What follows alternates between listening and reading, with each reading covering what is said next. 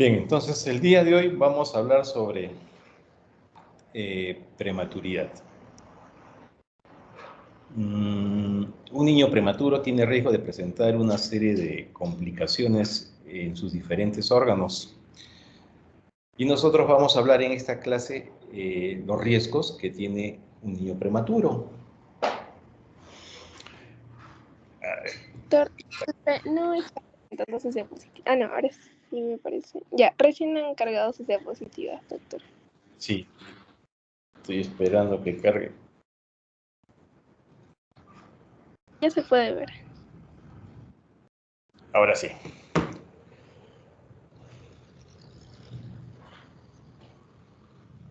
Bien, entonces vamos a hablar sobre prematuridad.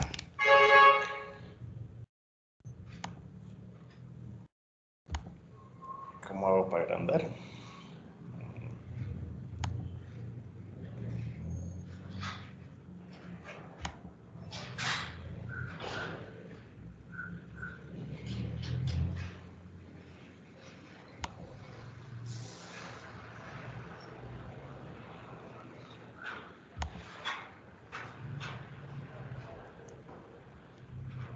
Bueno, entonces, los prematuros, según la edad gestacional, se van a clasificar, como están viendo ahí en la tablita, en prematuro tardío, prematuro extremo o recién nacido inmaduro.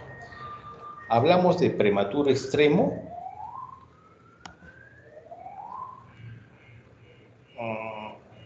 cuando el prematuro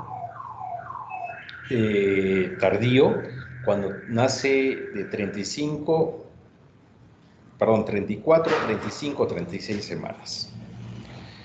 Hablamos de prematuro extremo cuando el prematuro tiene una edad gestacional menor de 28 semanas. Y inmaduro, hay unos que lo consideran, algunos autores, como aquellos prematuros con una edad gestacional menos de 26 o menos semanas de edad gestacional, pero es verdad, doctor, en otro texto he encontrado que le llaman inmaduro también aquel que tiene una edad gestacional menor de 28 semanas. Sí, pues, en este sentido no nos hemos puesto de acuerdo, pero por lo menos en mi servicio nosotros hablamos de prematuro extremo, aquel que tiene 28 o menos semanas, e inmaduro, el que tiene 26 o menos semanas de edad gestacional. Pero estos prematuros, según su peso, también los podemos clasificar en recién nacido de bajo peso, aquel que tiene un peso menos de 2.500 gramos, de muy bajo peso, aquel que tiene un peso menos de 1.500 gramos, y de peso extremadamente bajo, aquel que tiene un peso menos de 1 kilo. Muy bien. ¿Y cuáles son los problemas que nos puede presentar un niño prematuro? Son varios. Y vamos a empezar con al nacer. Apenas nace un prematuro puede presentar, en relación a un niño a término, más chance de una depresión cardiorrespiratoria. Entonces, ese niño no puede nacer bien. Cuanto más prematuro, más chance de que no nazca bien. Y este niño, con depresión cardiorrespiratoria al momento de nacer, tenemos que tener ciertos cuidados. El primero, como va a nacer no bien, de pronto lo vamos a tener que ventilar, darle ventilación a presión positiva.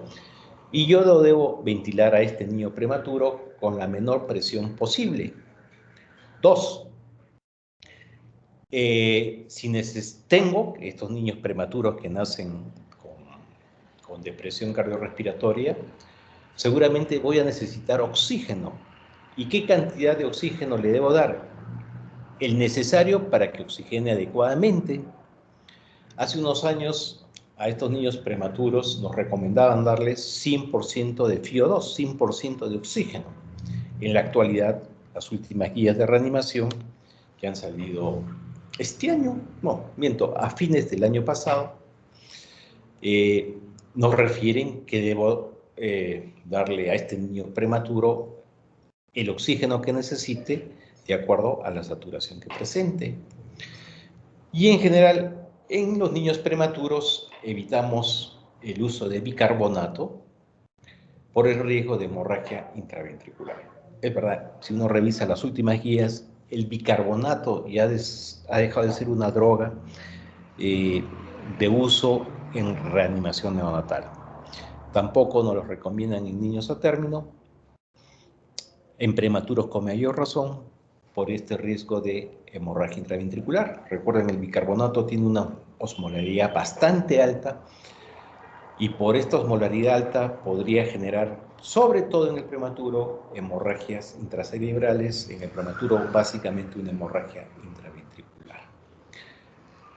Ahora, este prematuro tiene más chance de nacer deprimido, claro que sí, pero también tiene más chance de cursar con hipotermia. O sea, va a haber una alteración en su termorregulación.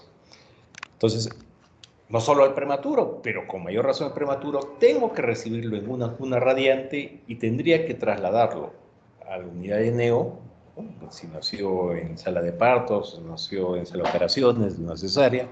Bueno, no lo voy a trasladar en una cunita, no lo voy a trasladar en mis brazos, tengo que trasladarlo en una incubadora de transporte donde yo le estoy administrando humedad y además le estoy dando un ambiente térmico adecuado para que no me vaya a presentar sobre todo algún problema metabólico, básicamente hipoglicemia.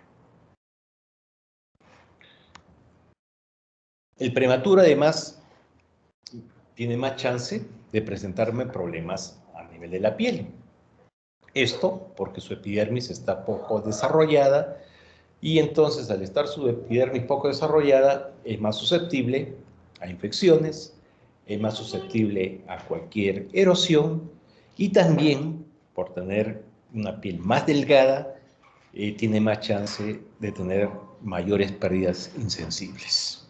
Entonces, para evitar estos riesgos de infecciones, estos riesgos de erosiones, estos riesgos de pérdidas insensibles, a los prematuros tengo que recibirlos obviamente en una incubadora, tengo que trasladarlos en una incubadora y esta incubadora le debo poner una alta humedad, no menos de 80% de humedad y podría llegar hasta el 100% de humedad. Y una vez que está en la unidad de neo, este prematuro, tengo que cambiarlo de posiciones, tengo que rotarle la cabecita frecuentemente, por lo menos en nuestra unidad, las licenciadas de enfermería les cambian de posición a estos prematuros unas 3 veces al día, 3 veces en 24 horas, ¿no? De pronto en la mañana tú lo encuentras que está de espaldita, de cúbito dorsal, y en la tarde vienes y ya lo encuentras que está de barriguita, en decúbito ventral. Y en la noche vienes y lo ves que está de costadito, o sea, los cambian por lo menos 3 veces al día y podría ser más veces a lo largo del día. Hay que recordar que hacia las 2 semanas la epidermis de un prematuro ya se asemeja a la de un recién nacido a término y por consiguiente ya vamos a tener menos chance de infecciones, menos chance de erosiones y menos chance de pérdidas insensibles. ¿Qué otro problema puede presentar el prematuro? Ictericia, ¿no?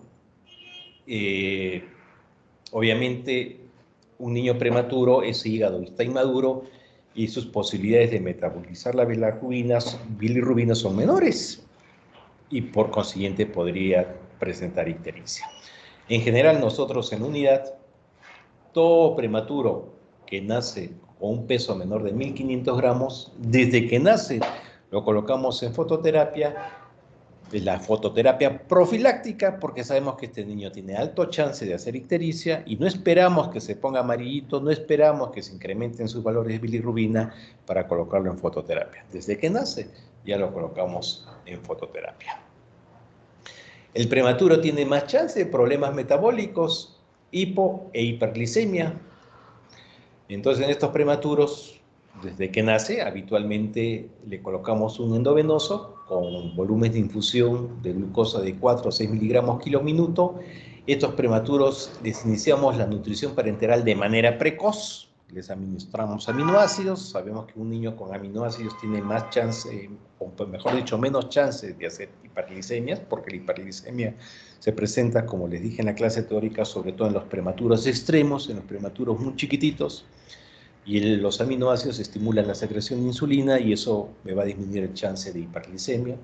Y además de administrarles la nutrición parenteral desde el arranque, desde que nace, también les iniciamos con lechecita por vía oral, una pequeña cantidad, es lo que llamamos estimulación enteral, y el hecho de administrar esta lechecita en pequeña cantidad por vía oral, por vía enteral, también hemos visto que disminuye el chance de hiperglicemia. Entonces, los prematuros en general tienen más chance de hipoglicemia, y el prematuro chiquitito, él tiene más chance de hiperglicemia.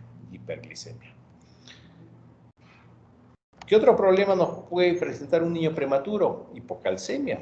El depósito de calcio básicamente se va a realizar en el último trimestre del embarazo y si nace antes de tiempo, de pronto no va a tener buena cantidad de calcio, ¿no? Entonces, a estos niños hay que hacerles su dosaje de calcio y si su calcio está bajo, bueno, pues tendré que administrarles el calcio por vía endovenosa. En general, cuando administro calcio, debo monitorizar la frecuencia cardíaca. Si el calcio te puede generar bradicardia, si ocurre esto, obviamente suspendo la infusión de calcio. Y lo ideal es administrar esta infusión de calcio por una vía central, ¿ya? No se recomienda vía periférica porque si se extravasa el calcio, porque se infiltró, la vía se rompió, y se extravasa el calcio a nivel del tejido celular subcutáneo, se va a generar una necrosis, ¿no? Una quemadura muy seria. Entonces preferimos, por seguridad, administrar el calcio a través de una vía central, ¿no? Catéter venoso central umbilical, o podría ser el arterial umbilical, pero no por vía periférica, o podría ser un catéter de inserción central vía periférica, que son los epicutáneos.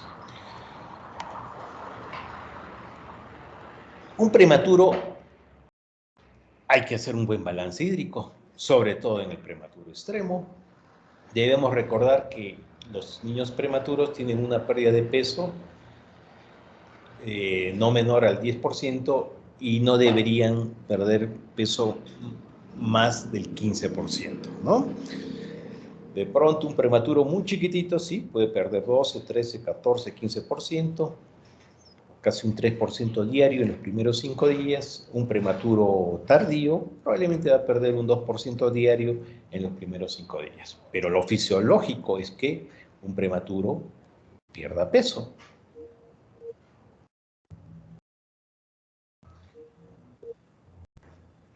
Se me fue. Ya. Y además, entonces, lo fisiológico es que pierda peso. Yo tengo que controlar su peso de manera diaria, todos los días.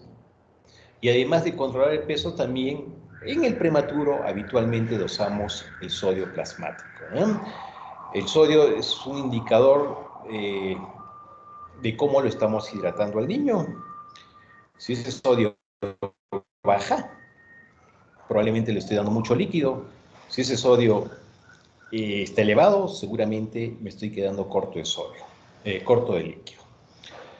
Ahora, tengo que darle mayor cantidad de líquido a un prematuro cuando está en fototerapia, cuando está en cuna radiante, cuando presenta un flujo urinario menor de 5 mililitros kilo día y cuando su natremia, su dosaje de sodio en plasma, está por encima de 150 miliequivalentes por litro. Los electrolitos, en general en el prematuro, mire, el primer día no se debería administrar. Sí puedo administrar los electrolitos el segundo día, probablemente sodio, de 1 a 2 miliequivalentes kilo día. Tercer día, potasio, de 2 a 3 miliequivalentes kilo día. Y miren acá, ojo, en el niño menor de 1000 gramos se posterga aporte de electrolitos hasta el tercer día.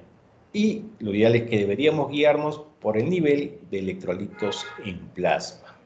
Entonces, en el pequeñito, en el prematuro extremo, si pues el primer y segundo día no administramos electrolitos, recién iniciamos el tercer día. En el resto de niños prematuros, el primer día, al igual que el niño a término, no se administra electrolitos, el segundo día administramos sodio y el tercer día administramos ya potasio. Un prematuro puede tener problemas en su función renal, porque obviamente es un riñón inmaduro, y si además nació prematuro y tiene un problema infeccioso y tengo que dar tratamiento antibiótico, bueno, pues hay que tener cuidado con los antibióticos potencialmente nefrotóxicos, como los aminoglucósidos, y si de pronto voy a tener que usar una droga que se llama indometacina, que es para el manejo del ductus arterioso, debería recordar que la indometacina también tiene un efecto nefrotóxico, o sea que hay que tener cuidado, ¿no? De preferencia utilizar drogas que no sean nefrotóxicas. La nutrición en el prematuro. Nos recomiendan dieta cero por vía oral durante las primeras 12 a 24 horas en los menores de 1000 gramos, pero en los prematuros por encima de 1000 gramos, desde el arranque puedo iniciar lechecita. Es lo que llaman la estimulación enteral, que habitualmente es una cantidad de 10 a 15 mililitros kilo día. Eso se puede fraccionar generalmente en 8 tomas. Y esta cantidad de lechecita se le mantiene por 3 a 5 días y si veo que la tolera, ya le incremento la cantidad de lechecita, ¿ya? Y la nutrición parenteral, sí, la empiezo de arranque, ¿ya? Desde que nace el niño. Un prematuro me puede hacer un cuadro de membrana hialina, que es una inmadurez del pulmón, que ¿no? Hemos revisado con los muchachos que me tocaron la práctica. Ustedes ya saben que este cuadro se presenta en los prematuros, sobre todo menores de 34 semanas de edad gestacional. Es por deficiencia de surfactante. Cuanto más prematuro, más chance de que haya esta deficiencia de surfactante y más chance de que presentes esta enfermedad de membrana hialina. Nuestros amigos ginecólogos, para evitar la posibilidad de que estos niños prematuros presenten esta enfermedad de membrana hialina, administran corticoide a la madre, y el corticoide sabemos que tiene un efecto a nivel de pulmón de maduración. Induce a los neumocitos tipo 2 a la síntesis de surfactante, y el surfactante ustedes saben que es un líquido bien importante para mantener el alvéolo ligeramente abierto y se pueda realizar el intercambio gaseoso de manera adecuada. Entonces, administrando el corticoide de manera prenatal, antes de que nazca el niño, yo voy a inducir esta maduración del pulmón y voy a tener menos chance de que mi niño haga este cuadro de membrana hialina. Pero si, pese a que le administré el corticoide prenatalmente o lamentablemente no me dio chance para administrar el corticoide y el niño nació prematuro porque ya vino en trabajo de parto y ya se salía, bueno, si este niño prematuro presenta esta enfermedad, yo voy a administrar el surfactante, y el surfactante en sus textos dice que hay un surfactante de rescate y un surfactante profiláctico. En la actualidad, en el siglo XXI, surfactante profiláctico ya no se administra, ¿ya? Entonces, si el niño hace cuadro de membrana hialina, ahí sí le voy a administrar surfactante. Pero no todos los prematuros van a hacer membrana hialina. Hay unos que pueden nacer muy prematuros y de pronto tienen suerte y no hacen este cuadro de membrana hialina. Y en ese caso, no le voy a administrar surfactante. Antes nos decían, sobre todo para los niños con peso menos de 1500 gramos, y luego nos dijeron para los niños con peso menos de 1000 gramos, nace el niño y a todos se le debe administrar cuanto antes surfactante. Eso es lo que llamamos el surfactante profiláctico. Ya saben que esto ha cambiado, siglo XXI ya no administramos de manera profiláctica. ¿Y por qué, doctor? Porque el surfactante, si bien me sirve para este cuadro de membrana hialina, pero el surfactante también tiene algunos efectos indeseables, ¿no? Podría generar en el recién nacido una hemorragia pulmonar y el niño se termina muriendo no de la membrana hialina, sino se termina muriendo de su hemorragia pulmonar. Entonces, yo lo voy a administrar solo cuando realmente el niño lo necesite. Y si lo necesita, en sus textos van a ver que hay un surfactante de rescate precoz y de rescate tardío. Le llaman rescate precoz cuando se administra en las primeras 2 horas de vida y le llaman de rescate tardío cuando se administra entre las 2 a 6 horas de vida. Lo que sí sabemos que cuanto antes se administre surfactante, mejor respuesta. Sí, pues, mejor respuesta.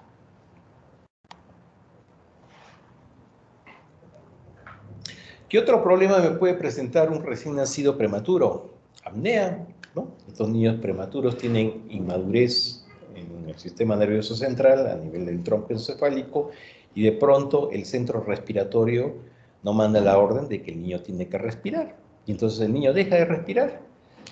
Y cuando esta ausencia de la respiración es por 20 segundos o menos y se acompaña de bradicardia y o de saturación, hablamos realmente de una apnea. Cuando esta ausencia de respiración no se acompaña de bradicardia o de saturación y dura menos de 20 segundos, bueno, generalmente hablamos de respiración periódica. Pero cuando realmente es una apnea, en ese caso vamos a usar un tratamiento para estimular este centro respiratorio y esa droga que estimula este centro respiratorio puede ser la aminofilina o la cafeína. Lo ideal es la cafeína, que no tiene mayores efectos indeseables, a diferencia de la aminofilina, que sí te puede generar problemas cardiovasculares, aumento de la presión arterial, te puede generar aumento de la frecuencia cardíaca, te puede generar una disminución del tránsito intestinal. En cambio, la cafeína no tiene estos efectos cardiovasculares y tampoco estos efectos gastrointestinales. Antes en nuestro medio no teníamos la cafeína, pero ahora sí la tenemos. Sí la tenemos. Y entonces nuestro droga de elección cuando un recién nacido presenta apnea es la cafeína. ¿Qué otro problema podría presentar un recién nacido prematuro? Una hemorragia intracraneal. Cuanto más prematuro, más chance de hemorragia intracraneal. ¿Y qué tipo de hemorragia? Básicamente hemorragia intraventricular. Los corticoides, además de ayudarnos en la maduración pulmonar, también se ha visto que tienen un efecto en disminuir la incidencia de estas hemorragias intraventriculares. O sea, por eso es bien importante que una madre con amenaza de parto prematuro reciba su corticoide prenatal. Ahora, esta hemorragia intracraneal se va a producir en estos niños prematuros cuando hay cambios bruscos de volemia, cuando hay cambios bruscos de presión arterial y cuando hay cambios bruscos de osmolaridad. Por eso les decía, el bicarbonato no debería usarse porque tiene mucha osmolaridad y eso puede condicionar una hemorragia intracraneal. Ahora, estos niños, cuando ustedes sean internos y estén en la unidad, van a ver que estos niños prematuros los tratamos de manipular lo menos posible. Es lo que se llama el protocolo de manipulación mínima. ¿Y qué consiste este protocolo de manipulación mínima? Es, como su nombre lo dice, incomodar lo menos posible al bebé. ¿Para qué? Para evitar el riesgo de hemorragia intracraneal. ¿Ya? Entonces, estos niños hay que colocarles sus catéteres, porque si voy a tener que tomar muestras, lo haré a través de los catéteres, pero no lo voy a hacer a través de venopunciones, si no se le causa dolor al niño, se estresa, eleva su presión arterial y podría generarse una hemorragia intraventricular. Estos niños también ustedes van a ver, cuando están en la unidad, pequeñitos, estamos con una luz muy baja e incluso en su incubadora le ponen una frazadita para evitar la luz, para evitar que se incomode con la luz. Nadie hace ruidos fuertes para evitar que el niño se incomode. O sea, a la larga, ¿para qué evita el doctor que se incomode? Para evitar que se eleve la presión arterial. Cuando uno está estresado y está incómodo, se me eleva la presión arterial y si se me eleva la presión arterial, en este caso en los niños, sobre todo a nivel de los vasos del plexo coroideo, son vasos muy frágiles que están ahí a nivel de los ventrículos, se podrían romper y generarme esta hemorragia. Entonces, cuanto más prematuro, más chance. Entonces, hay que prevenir. Y una hemorragia, ustedes saben que, obviamente, dependiendo de su severidad, puede generarme a la larga después secuelas neurológicas.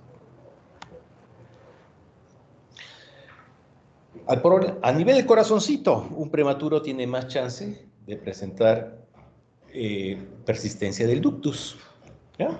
Entonces, los niños prematuros, normalmente intraútero el ductus está abierto, nace y el ductus se tiene que cerrar, pero un niño prematuro pudiese ocurrir que ese ductus no se cierre, permanezca abierto. ¿Y cuándo voy a tener más chance de que este ductus no se cierre? Si yo le doy más líquidos a este prematuro de lo que debería recibir. Y entonces, en estos prematuros hay que hacer un buen balance hídrico y evitar la administración excesiva de líquidos para evitar este riesgo de persistencia del ductus arterioso. Pero si finalmente este niño presenta este ductus arterioso, bueno, hay un tratamiento médico y el tratamiento médico de elección es la indometacina por vía endovenosa. Ya saben, la indometacina tiene un efecto nefrotóxico, siempre debe estar controlando la función renal. Y si no me va bien con la indometacina, bueno, el siguiente paso es el cierre quirúrgico. A nivel gastrointestinal, los prematuros tienen más riesgo de presentar una enterocolitis necrotizante. Esta es una inflamación a nivel de todo el epitelio intestinal, básicamente del intestino delgado y grueso. Esto ocurre por inmadurez de este epitelio. Esto ocurre porque también la flora a veces está alterada y predominan más gérmenes patógenos que estos gérmenes buenos, que estos probióticos. Esto ocurre también porque le doy una cantidad de leche mayor de lo que debería recibir ese niño, de la capacidad que podría recibir ese intestino. Entonces, hay varios factores que condicionan esta enterocolitis necrotizante. Para evitar este riesgo, en general nos recomiendan una alimentación cuidadosa, con incrementos lentos de volumen y siempre preferir la leche materna, ¿no? Siempre preferir la leche materna que a la fórmula, ¿no? Ustedes ya saben que la leche materna tiene una cantidad de gérmenes extraordinario, pero son gérmenes buenos y esos gérmenes tienen que colonizar el intestino y estos gérmenes que colonizan el intestino bloquean a estos gérmenes patógenos. No los dejan entrar estos gérmenes patógenos. Entonces, lo ideal es que un prematuro reciba de leche, la leche de su propia madre. Y cuando nosotros sospechamos en una enterocolitis necrotizante, la tríada clásica del enterolítico necrotizante son residuos biliosos, distensión abdominal y heces con sangre. Esta es la tríada clásica. Un prematuro tiene más riesgo de infecciones y eso es fácil de entender, ¿no, doctora? Así como todos sus órganos son inmaduros, su sistema inmune también está venido a menos y por consiguiente tiene más chances de adquirir infecciones. Y estos prematuros lamentablemente están en unidad de cuidados intensivos donde hay un montón de bichos intrahospitalarios terribles y tienen una serie de condiciones para que estos bichos fácilmente entren a su organismo. Seguramente son de pronto un prematuro con enfermedad de Galien y va a estar intubado y podría entrar los bichos del tubo endotraqueal. Seguramente son niños que van a estar con sus catéteres, venoso y arterial umbilical, y por ahí podrían meterse los gérmenes. Seguramente va a estar con su epicutáneo, que son catéteres centrales de inserción periférica. O sea, tiene riesgo de que adquieran estas infecciones. Entonces, ahí es muy importante la medida de bioseguridad más importante para evitar estas infecciones intrahospitalarias es el lavado de manos, un buen lavado de manos. Doctor, que el barbijo, que el gorrito, que usar mi trajecito especial con mis botitas. Bueno, se ha visto que esas medidas no tienen mayor impacto en disminuir las infecciones intrahospitalarias. Lo que realmente tiene impacto es un buen lavado de manos. Entonces, los familiares pueden entrar a la unidad de neo, claro, pero haciéndose un buen lavado de manos, ¿no?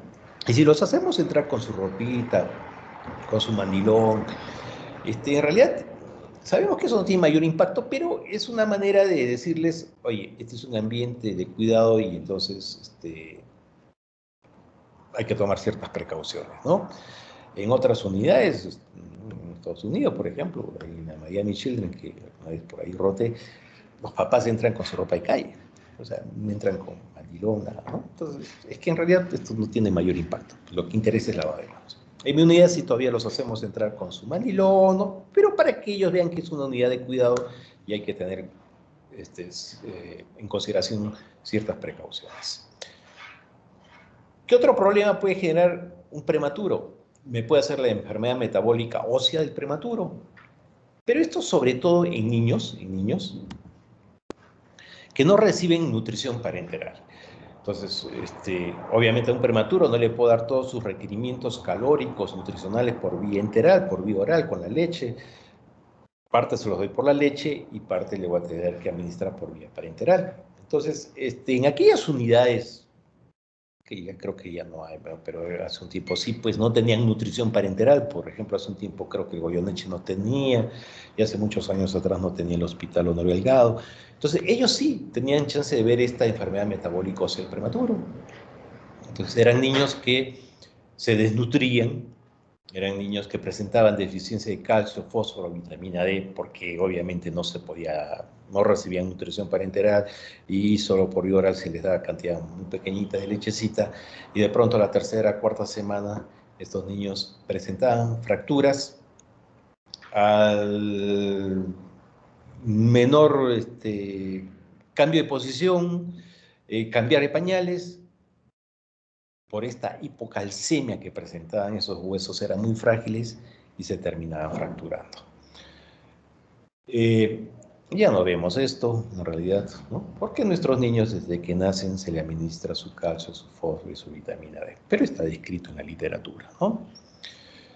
Estos niños prematuros, obviamente, el depósito de fierro, al igual que de calcio, se realiza básicamente en el último trimestre, y si nacen antes de tiempo no va a tener buen depósito de fierro, y estos niños prematuros tienen más chance de hacer anemia en relación a un niño a término, y por eso, de entradita, desde que nacen estos niños, una vez que están todos sus requerimientos por vía oral, les empezamos a administrar su fierro profiláctico, para evitar de que más adelante nos haga anemia. Displasia broncopulmonar. Los niños prematuros tienen más riesgo de hacer este cuadro crónico que se llama displasia broncopulmonar. Es una dependencia de oxígeno por una inflamación de todo el epitelio respiratorio. Y entonces, ¿y en quiénes más se va a producir esta inflamación del epitelio respiratorio? Cuando nosotros administramos al prematuro cuando nace, ¿no? Le administramos oxígeno más de lo que necesita y saturan por encima del 95%, están 96, 97, 100%, qué lindo, mira, mi prematuro satura 100%, sí, sí, qué bueno.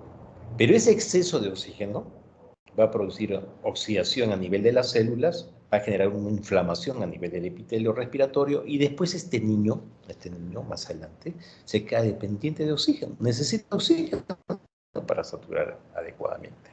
Entonces, un prematuro, si es que lo necesita, hay que administrarle oxígeno, pero una cantidad suficiente como para que no oxigene, no sature por encima del 95%. Lo ideal es que esté saturando entre 90 y 95%. Ahora, también esta inflamación del epitelio respiratorio, que va a condicionar que este niño necesite oxígeno más adelante, se puede producir cuando yo le doy mucha presión o mucho volumen. Si es un prematuro con membrana hialina y tuvo que entrar a ventilación mecánica, y hasta que recibe el tratamiento con surfactante yo le estuve dando mucha presión o mucho volumen, eso también me condiciona una inflamación en la vía aérea, y más adelante este niño después se queda dependiente de oxígeno, no lo puedo destetar del oxígeno. Entonces, en el prematuro hay que evitar que sature más del 95%, tengo que evitar, cuando entre a ventilación mecánica, volutrauma y barotrauma, para evitar el riesgo de displasia broncopulmonar. ¿Y qué otro problema me puede presentar el prematuro? La famosa retinopatía. Un problema a nivel de la retina, que incluso se pudiese ocasionar un desprendimiento de la retina y el niño quedar cieguito. ¿Y cuándo los niños tienen riesgo de esta retinopatía? Miren, cuando se les administra también mucho oxígeno, ¿no? Obviamente por su prematuridad tiene riesgo de que esa retina no desarrolle bien, pero si le doy más oxígeno de lo que necesita este niño prematuro, al igual que le voy a generar un problema a nivel pulmoncito, una displasia broncopulmonar, puede ocasionar que esta retina se desprenda, y entonces ese niño se podría quedar cieguito. ¿Ya? Antes, es verdad, se ha visto, ¿no? A mí me contaban en mi servicio, sí, pues, que veían estos casos de retinopatía severa, donde el niño quedaba con ceguera, o incluso o si no, con una pérdida visual muy importante. Pero en la actualidad ya no lo vemos, ¿no? Por ahí puede haber cierto grado de retinopatía, algo leve, pero esa retinopatía severa, esa retinopatía donde había desprendimiento de la retina, no, porque todos los niños que nacen prematuros les ponemos oxímetro de pulso. Todos están con su oxímetro de pulso. Y todos están controlándose, si es que necesitan oxígeno, todos, las licenciadas, la técnica, el interno, el residente, el asistente, darle el oxígeno suficiente, evitar que Con ese oxígeno, ese niño oxigene más del 95%. Si veo que está oxigenando más del 95%, bueno, pues le disminuyo la cantidad de oxígeno o incluso se la retiro. Pero es verdad, antes nacían estos niños prematuros y no teníamos estos aparatitos en cantidad suficiente, los oxímetros de pulso, y de pronto pues lo veían medio estresadito y le ponían su poquito de oxígeno, pero nadie controlaba la oximetría y no sabíamos exactamente cuánto estaba saturando, y cuando le ponían el oxímetro de pronto veían que estaba saturando 100%. ¿Cuánto tiempo estuvo saturando ese 100%? No lo sabemos. Y ese exceso de oxígeno, ya sabemos, genera radicales libres y esos radicales libres generan daño a nivel de las células, y las células que más se dañan en el prematuro son las células pulmonares, epitelio pulmonar, y las células a nivel de los ojitos, la retina. Bien, entonces les he mencionado rápidamente todos los problemas, que son estos 20 problemas que podría presentar un recién nacido prematuro. Si hubiese alguna pregunta, con todo gusto.